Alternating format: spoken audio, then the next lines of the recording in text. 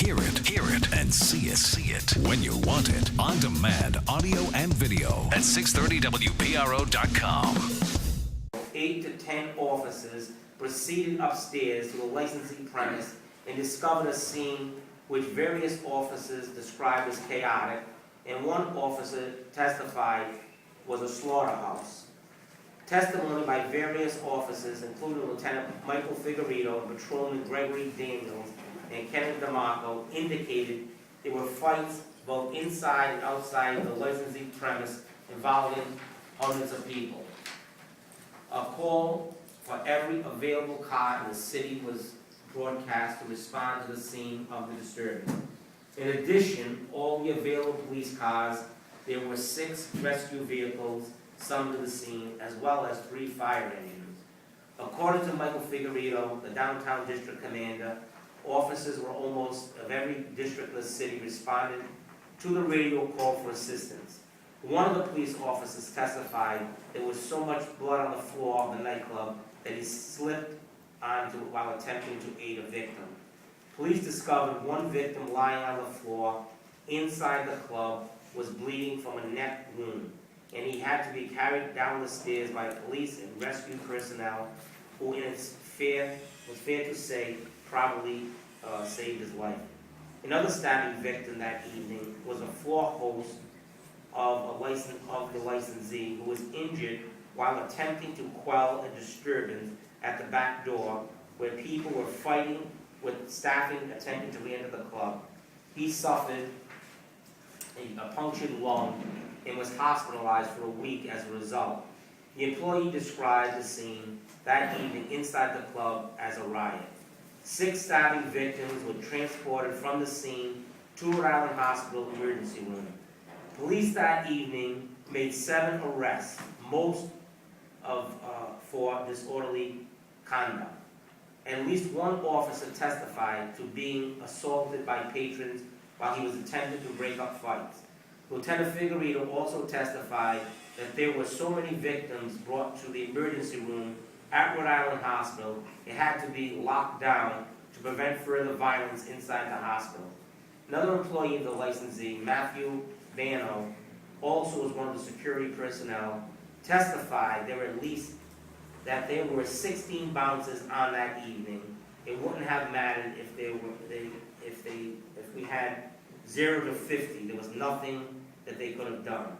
That bouncer testified that during the disturbance, customers were taking bottles from behind the bar and breaking them and using them as weapons.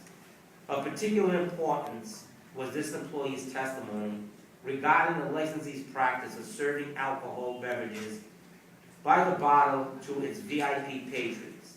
They were required to buy a bottle service if they wanted to get a VIP, so they will buy X number of bottles of liquor.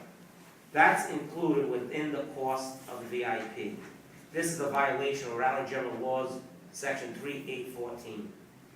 In answer to the following question, so they can get a bottle of hard liquor that's poured into a clear cylinder, Mr. Bano responded, yeah, a clear cylinder or a pitcher.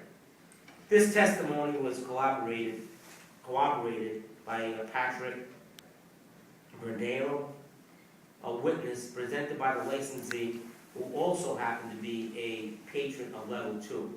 He testified to the licensee's practice of serving alcoholic beverages by the bottle, such as Hennessy, which he has purchased in the past.